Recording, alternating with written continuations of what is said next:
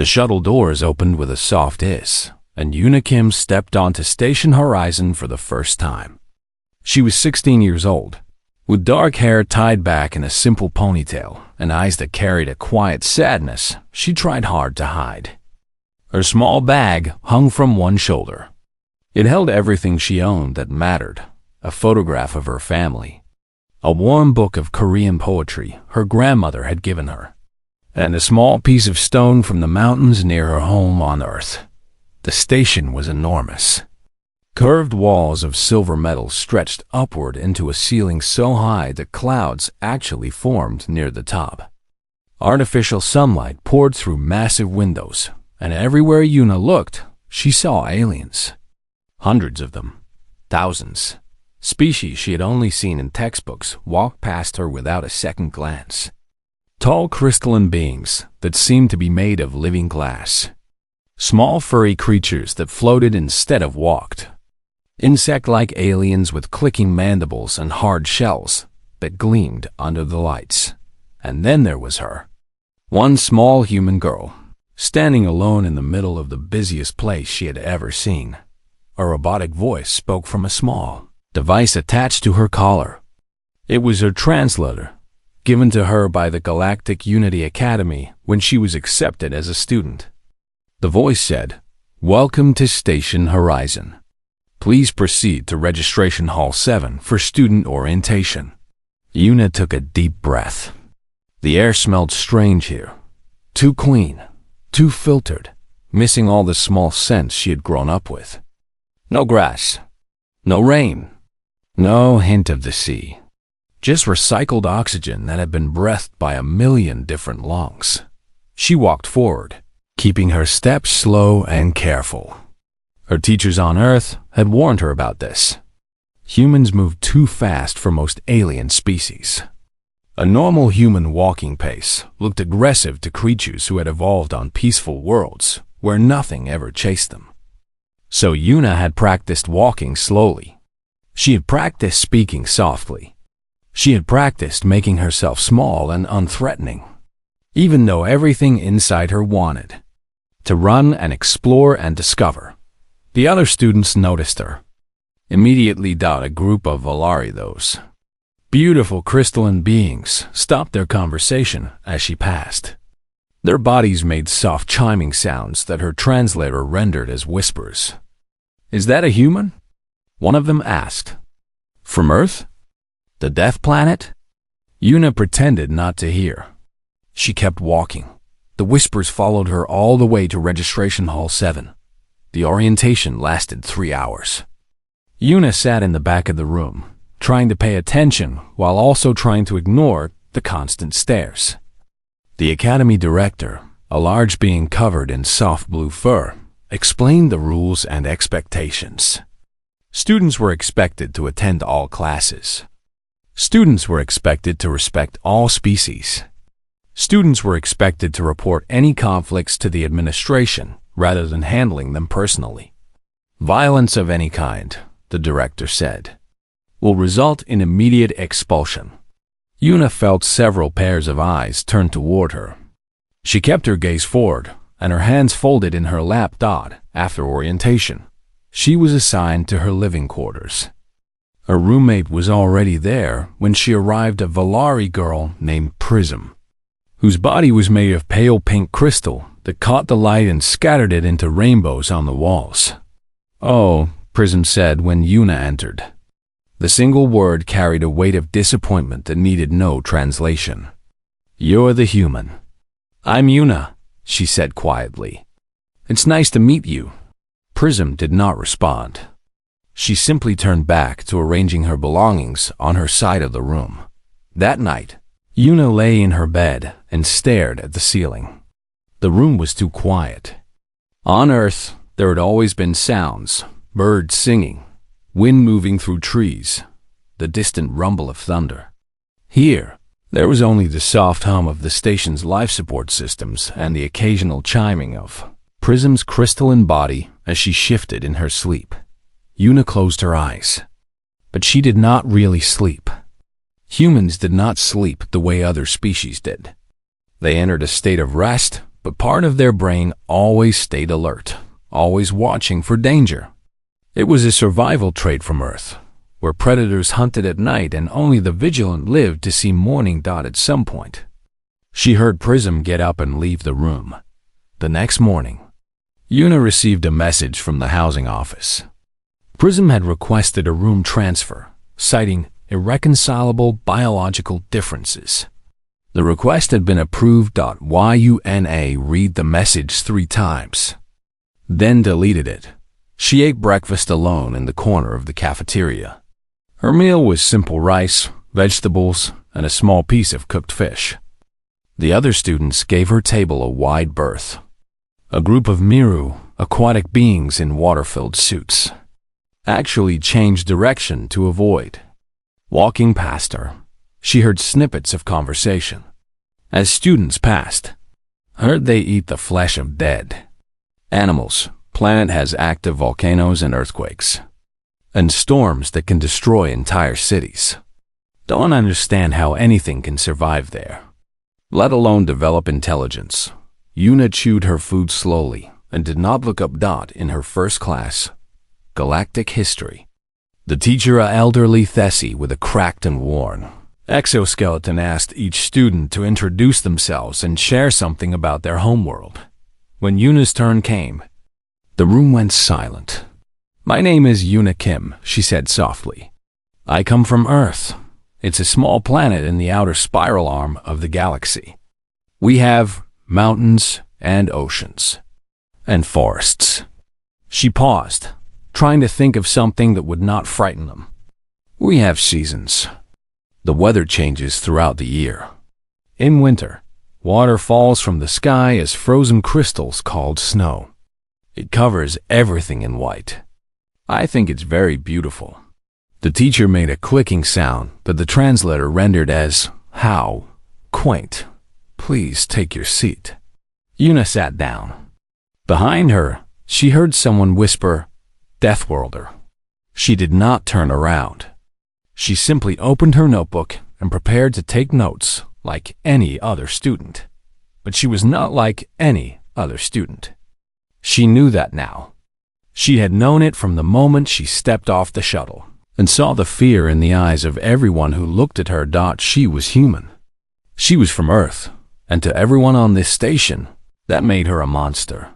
Una Kim was alone, and the loneliness was just beginning. The first incident happened 2 weeks after Una arrived at the academy. She returned to her room after classes to find her belongings scattered across the floor. Her clothes had been pulled from the storage unit and thrown everywhere.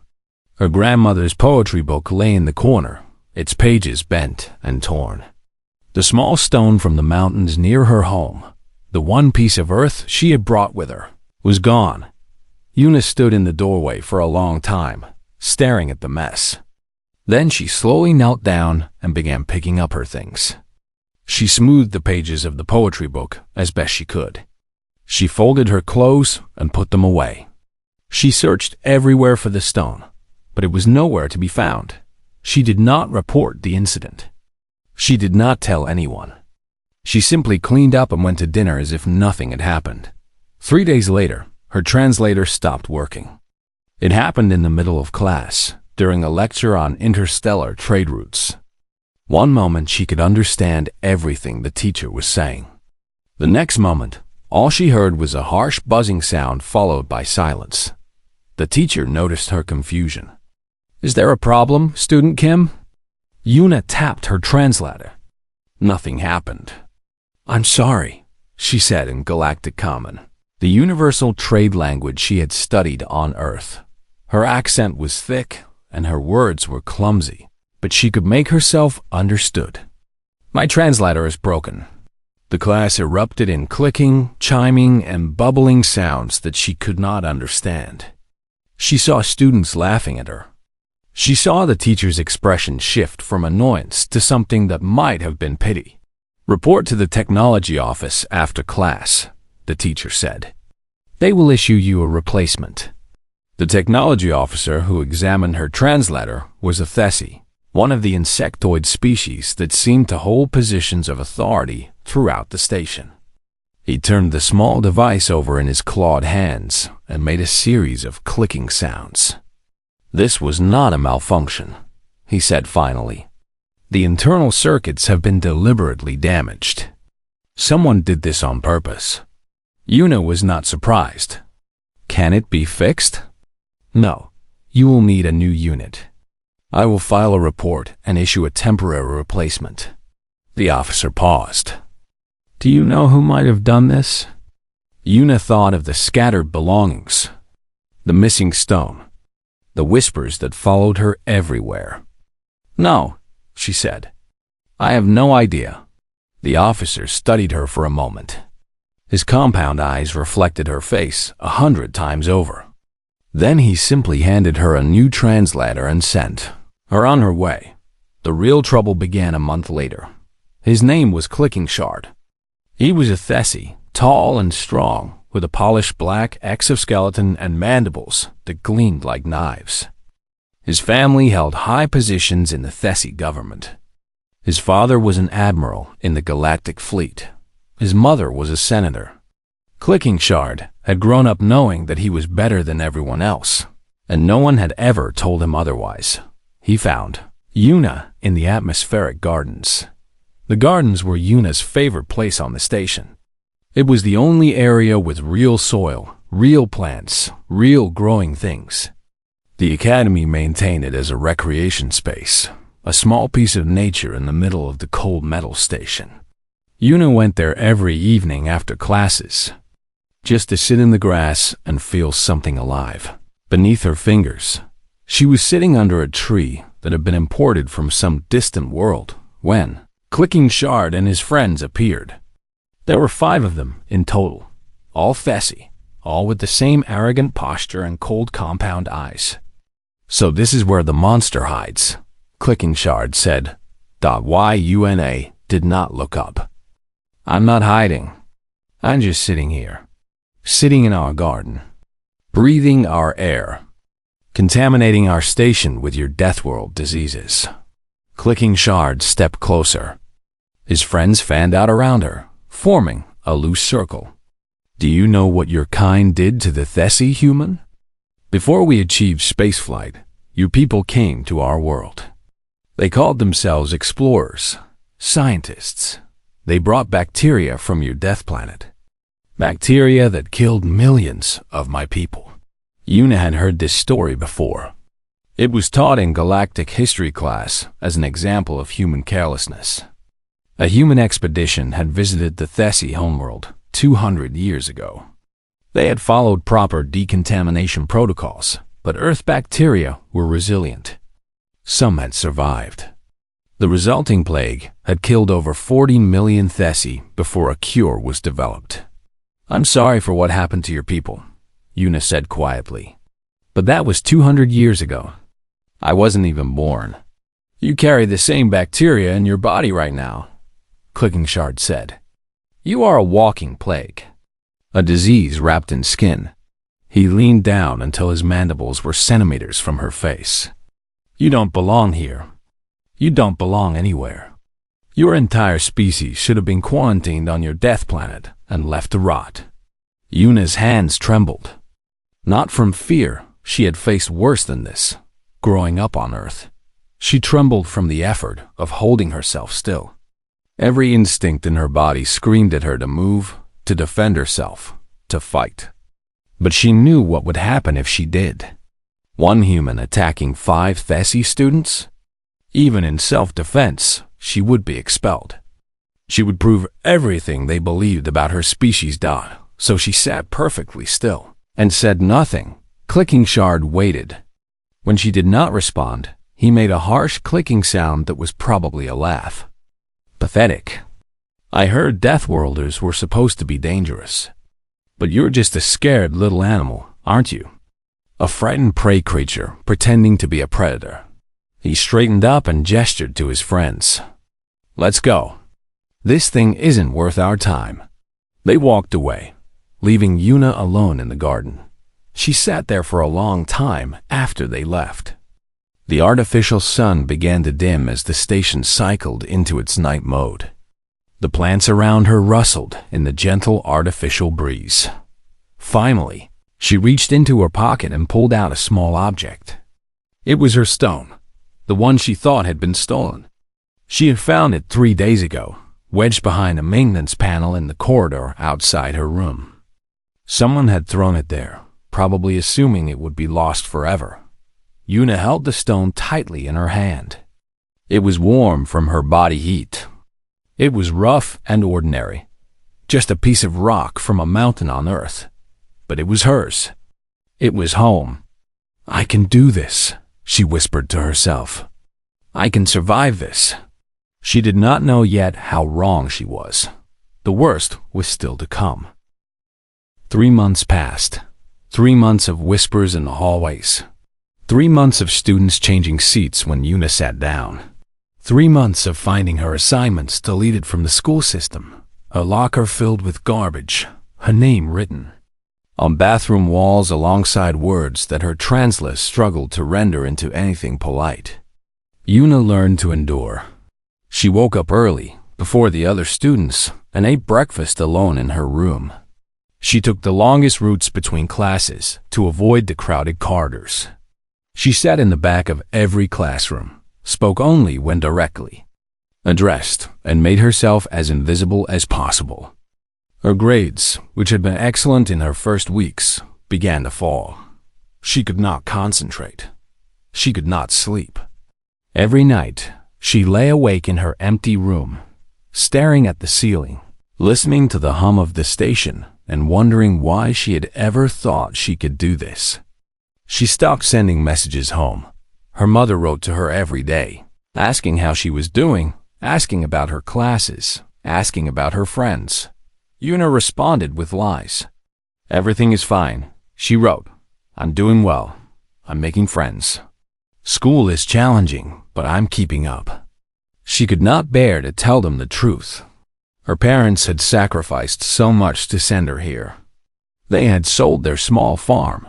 They had used every bit of savings they had. They believed she would succeed, that she would prove humans could thrive among the stars. How could she tell them that she was failing? The only good thing in Yuna's life was Tidesong. He was a Miru, a species of aquatic beings from a water world on the far edge of the galaxy. Like all Miru who traveled off their homeworld, he wore a special environmental suit filled with water from his native ocean. The suit was bulky and awkward, making him slow and clumsy on land. Through the clear helmet, Yuna could see his face smooth and blue-green, with large dark eyes and delicate gill slits that fluttered when he was nervous. Tidesong was also an outcast. The Thessi had colonized the Miru homeworld 300 years ago. They had taken the best ocean territories, polluted the water with their mining operations, and treated the native Miru as primitive savages, barely worthy of notice. The Miru had eventually won their independence, but the prejudice remained. Thessi students looked at Tidesong the same way they looked at Yuna, as something lesser, something beneath them. They met in the maintenance corridors. Yuna had discovered them during her second month at the academy. A network of narrow passages ran throughout the station, used by repair crews and cleaning robots. They were cramped and dimly lit, but they were also private. No one came here except workers, and they did not care about one lonely human girl looking for a place to hide. Tidesong found her there one day, eating lunch in a corner behind a recycling processor. "Oh," he said, his voice bubbling through the water in his helmet. "I'm sorry. I didn't know anyone else used these corridors." Yuna quickly wiped her eyes. She had been crying, and she did not want anyone to see. "It's okay. I was just leaving." "You don't have to leave," Tidesong said. He gestured awkwardly with one flipper-like hand. "There's plenty of room. And I won't tell anyone you were here." They stared at each other for a moment, the human girl and the aquatic alien, both hiding in the same dark corner from the same cruel world. Then Yuna smiled, and Tidesong smiled back, and something shifted between them. They began eating lunch together every day.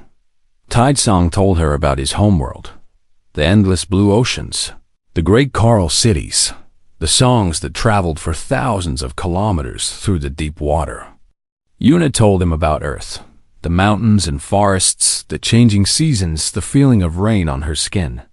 They talked about their families, their dreams, their fears. They talked about being alone. Why don't you fight back? Tidesong asked one day. You're a Deathworlder. Your species is supposed to be the most dangerous in the galaxy. The Thessi are terrified of what you could do to them. Yuna shook her head slowly. That's exactly why I can't. Don't you see? If I fight back, even once, I become the monster they think I am. And then every human who comes after me will pay the price. They'll say humans are too violent, too dangerous. They'll use me as proof that we should never have been allowed to leave Earth. Tidesong was quiet for a long moment.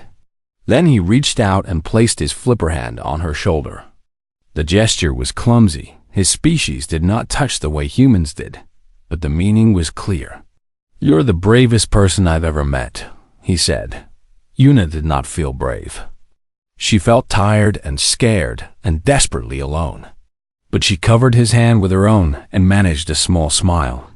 1 week later, everything fell apart. Yuna was late to their usual meeting spot. Her teacher had kept her after class to discuss her falling grades, and by the time she escaped, she was already 20 minutes behind schedule. She heard the commotion before she saw it. Clicking Shard's voice echoed through the maintenance corridor, harsh and cruel. Look at this pathetic creature, hiding in the walls like a rat. Do your people even have rats, fish thing? Or are you too primitive for vermin? Yuna ran. She found them in a wide junction where several corridors met.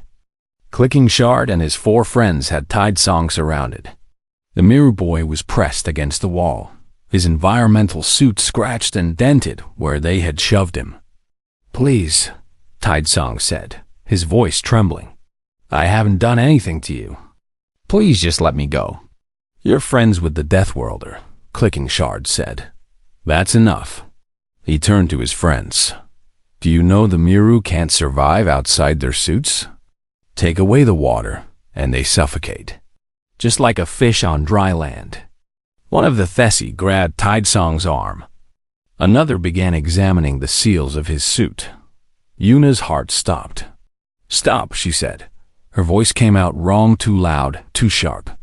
Every Thessi in the corridor turned to look at her.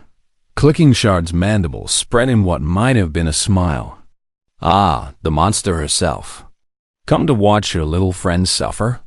Let him go. Yuna stepped forward. Her hands were shaking. Her whole body was shaking. He has nothing to do with this. Your problem is with me. My problem is with both of you, Clicking Shard said. Vermin should not befriend vermin. It gives them ideas. He nodded to one of his friends. Show her what happens when primitives forget their place. The Thessi's claw moved in a blur dot. It punched through Tidesong's environmental suit like a needle through paper. Water began to pour out. Tidesong screamed, a horrible bubbling sound that Yuna would remember for the rest of her life. His gills flared desperately, trying to pull oxygen from water that was no longer there. His hands scrabbled at the hole in his suit, trying to stop the flow.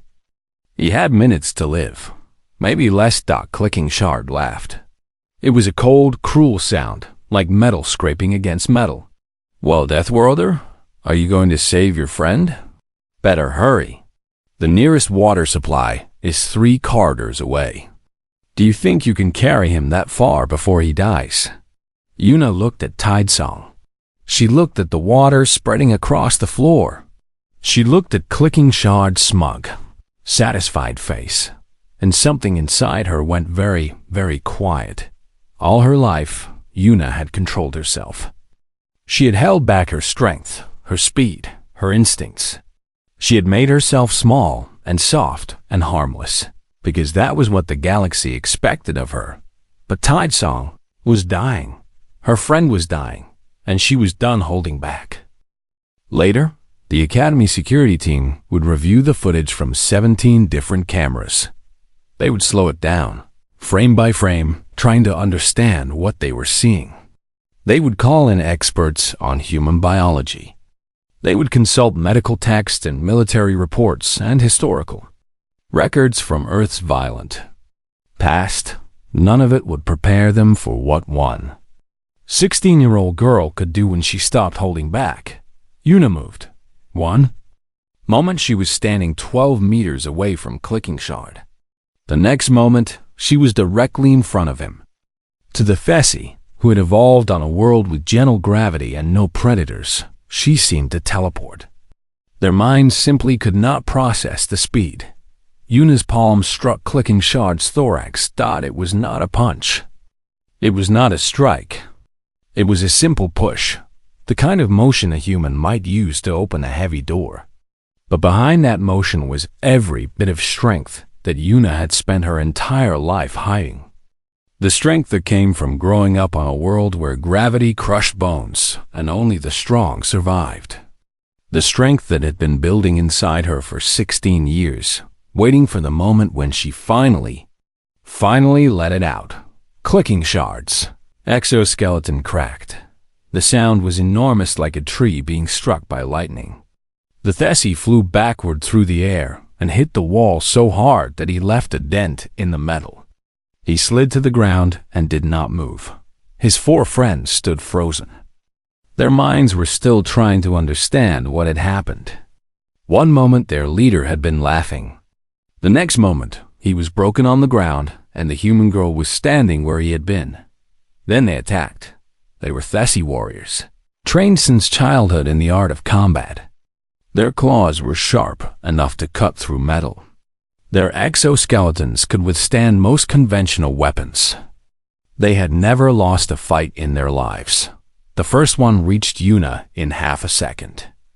His claws swung toward her throat in a strike that should have killed her instantly. She was not there. She moved to the side, not jumping, not ducking, just shifting her weight in a way that the Thessi's brain could not track. His claw passed through empty air. Before he could recover, Una's hand closed around his arm. She twisted. The arm broke at the joint. The Thessi screamed and collapsed, clutching the shattered limb. The second attacker learned from the first. He came in low, aiming for her legs, trying to knock her off balance. On his homeworld, this technique was unbeatable. No creature on his planet could resist a strike to the lower limbs. Una jumped. She rose a full meter into the air, sailing over his attack as if gravity had simply forgotten to hold her down. When she came down, her foot landed on his back. Her weight, the weight of a human, accustomed to a gravity nearly twice what the Thessi experienced, drove him face first into the floor. His exoskeleton cracked. He stopped moving. The third and fourth attackers came at her together. They had finally realized what they were dealing with. Not a scared little girl. Not a harmless outcast. A Deathworlder. A predator from a world where everything wanted to kill you and only the killers survived. They were terrified, but they attacked anyway. Una grabbed the third Thessi by his arm and threw him into the fourth. Not pushed. Not shoved. Threw, like a human might throw a ball. The two aliens collided in midair with a crack of chitin against chitin and crashed to the ground in a tangle of broken limbs. 11 seconds. The entire fight had lasted 11 seconds. Una stood in the center of the corridor, surrounded by fallen Thessi, breathing hard. Her hands were shaking. Her whole body was shaking.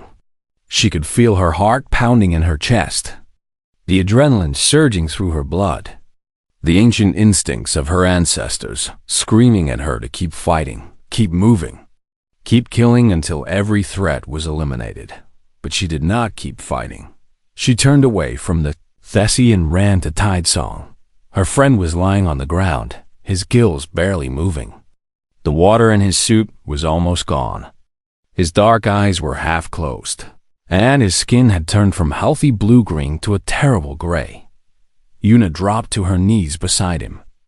Her hands moved without thought, reaching into the small bag she always carried. Every human on Station Horizon carried emergency supplies. It was instinct, a survival trait from Earth where danger could strike at any moment.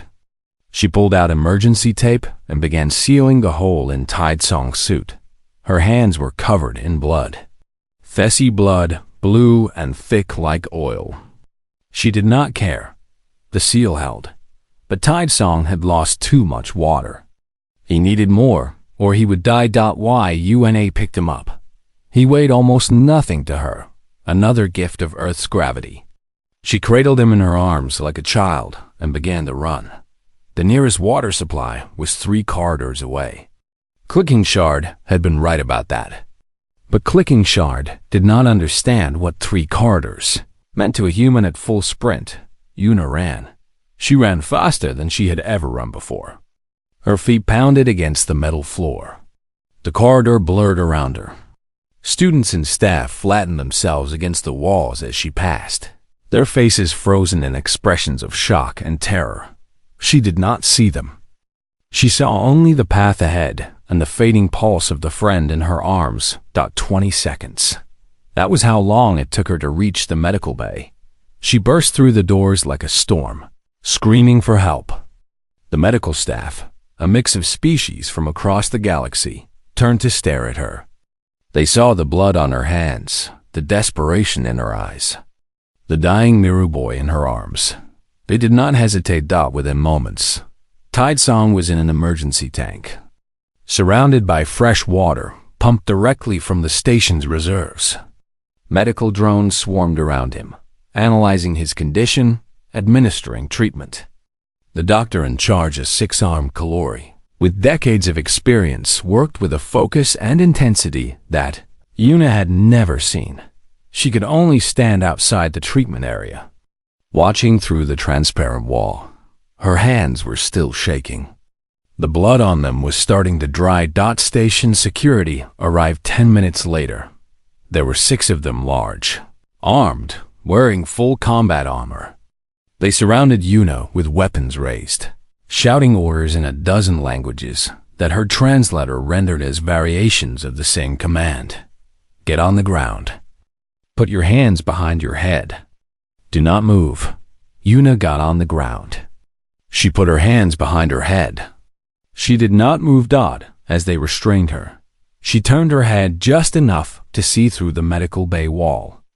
Tidesong was still in the tank. The monitors around him showed vital signs that were weak but stable. He was alive. Yuna closed her eyes and let the security officers drag her away. She had broken 5 Thessi students. She had violated the Academy's strict prohibition against violence. She would probably be expelled. She might even face criminal charges. But Tidesong was alive, and that was all that mattered.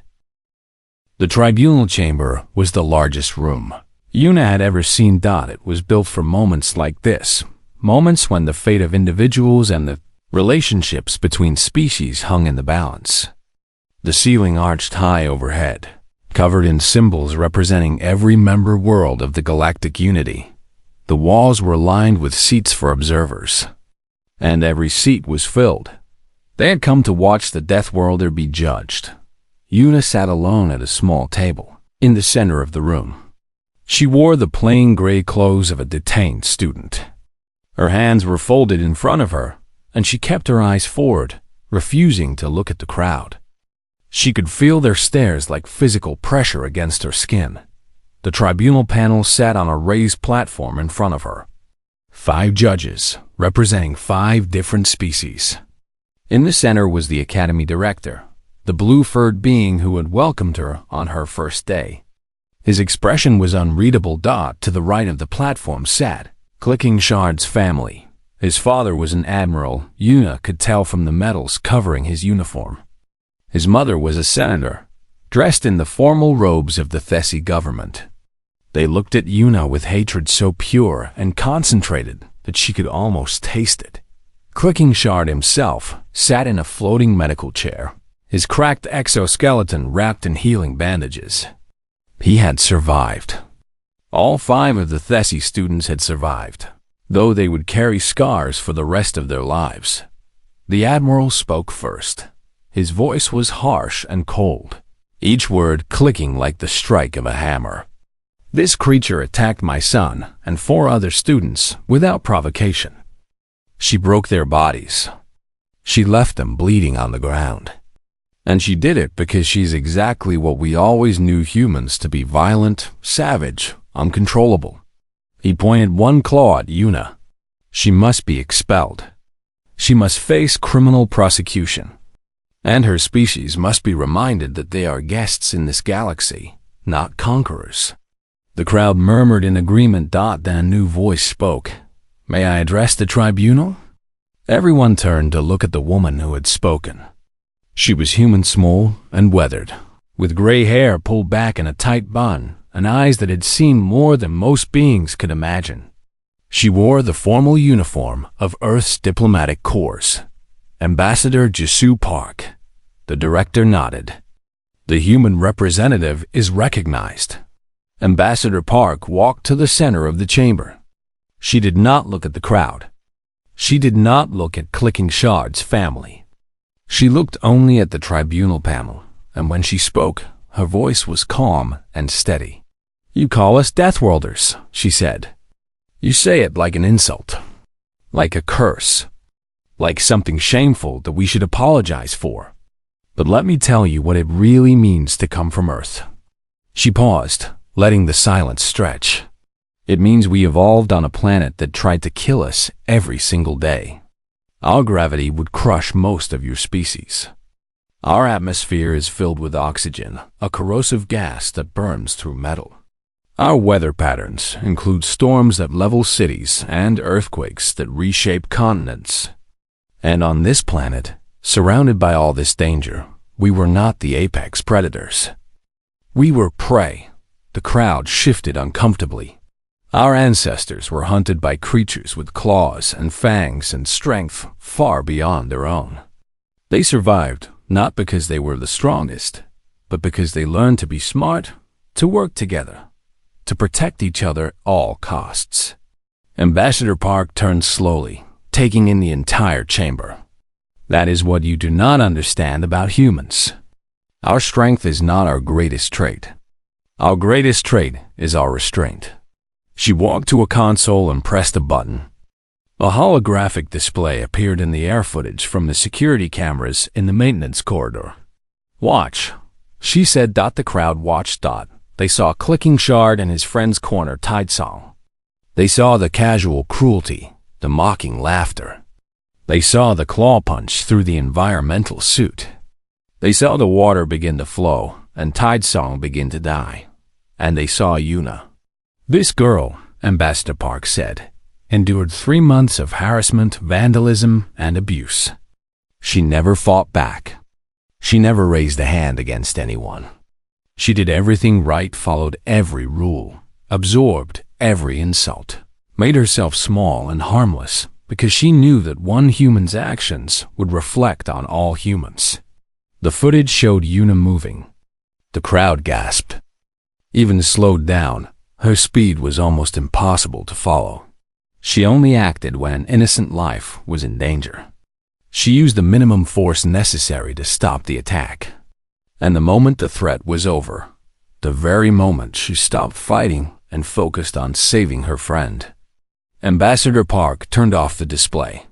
If Yuna Kim had wanted to kill those students, they would be dead. A human at full strength, holding nothing back, is capable of things that would give you nightmares. But she did not kill them.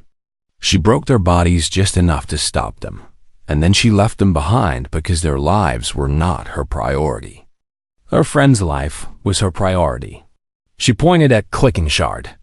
That student deliberately pierced an environmental suit, knowing it would kill the person inside. That is attempted murder. The witnesses in the corridor confirm this. The security footage confirms this.